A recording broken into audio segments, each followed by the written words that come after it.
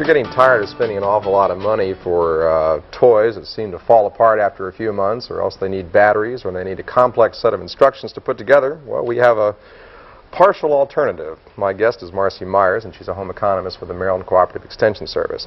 We're going to talk about homemade toys. In fact, we've got the ingredients for some homemade toys right here. We can play poultry farmer with this one, I suppose. We can play dairy farmer with, well, we really couldn't. These aren't exactly ingredients, Don. These are the toys. Oh, this is it. This is the final form. Right. Okay. This is what my children played with. It's good enough for my kids. It's good enough for yours. The thing is, there's a whole philosophy of toys. What are toys for anyway? Why do kids play? They don't do it just for fun. I guess it's a diversion. Well, it's been said that play is children's work and toys are their tools. That sounds, kind of corny, but it's true. They're playing for a purpose. They're learning a lot, even tiny babies who are touching things. For instance, plastic hair curlers. As long as the plastic is soft and not brittle, a tiny baby could learn a lot from this. They're learning how things feel, how they taste, mostly, textures, up to a year and a half.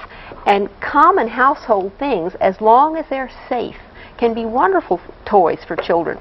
In fact, you have to check on purchased toys, too, for safety, to be sure there aren't sharp edges, aren't little pieces that are going to come off.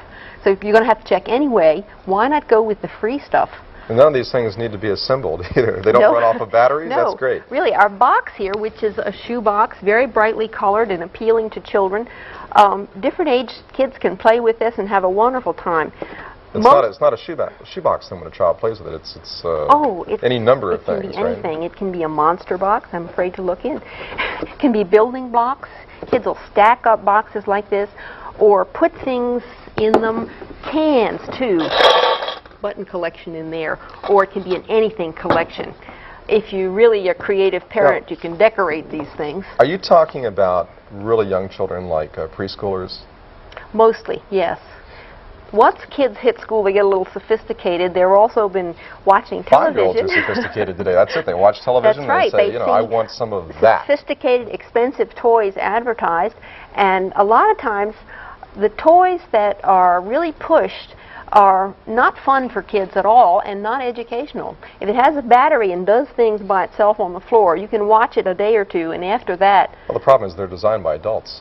That's right. And most adults are much too grown up. Okay, now let's start looking at some of these things an item at a time, because all of these came out of your house. I mean, you didn't really have to do a lot of planning to bring these things with you. All right, this is a potato chip cylinder that's been covered with, I guess, some kind of wrapping paper. Just to make it attractive, although the color of the cylinder itself is bright and cheerful, you can cover it with plastic coated paper, and this makes it washable too, and this is a safe thing. Little tiny children may have a wonderful time peeling this off.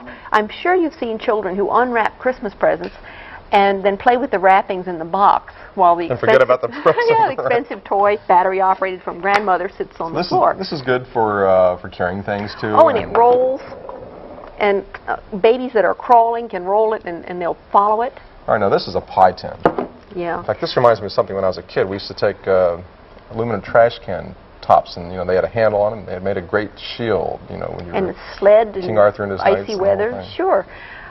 A little kid's favorite place to play, I think, is right between and under his mother's feet in the kitchen floor. Doesn't seem to mind water dripping on his head.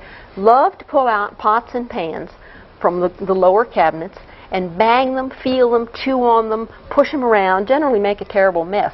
But they're learning something while they're doing that. And on the other hand, they're right there where you know what they're doing, too. So with a little bit of forethought, you can put safe things in those lower cabinets that they can open. Now, you put something together here.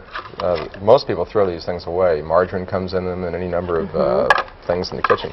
But I've seen toys like this where you had one item nestled inside of another. $5, $8, $10 for 4 or 5 of these. They come in more colors, too. Things that fit together. You can see where that's an educational thing.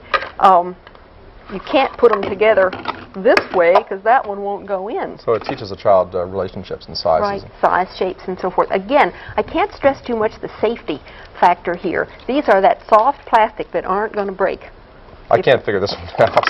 Well, that's a little more It looks like a clear plastic egg, okay. You're just not at that stage yet. That's okay.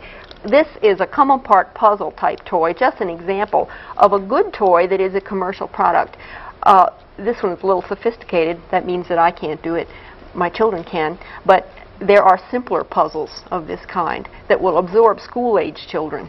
And again, like this with a tiny child is teaching them space and shapes. This is doing the same thing for older kids. Well, this looks like something that wrapping paper comes wrapped around. Yeah. And kids can build, again, with boxes, empty boxes. Build all kinds of wondrous things with tubes. Cut them up, glue them together, cut holes in boxes and stick them through there, and only in their imaginations do the real things exist. The whole point then is that not so much these things are inexpensive, but the fact that here's something that can really stimulate your child's imagination and creativity, and there are things around the house. You have to use yours a little too, to see toys or playthings in ordinary objects like this, a sand scoop out of a plastic milk bottle.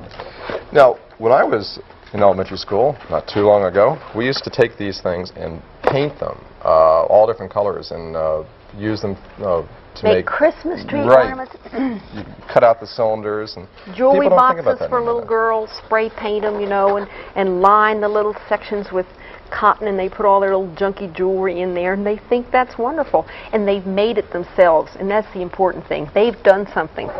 Now, something like this, is there a chance that a child could hurt themselves on a kitchen utensil? I mean, this doesn't have any sharp edges particularly, but it's hard, and a young infant might.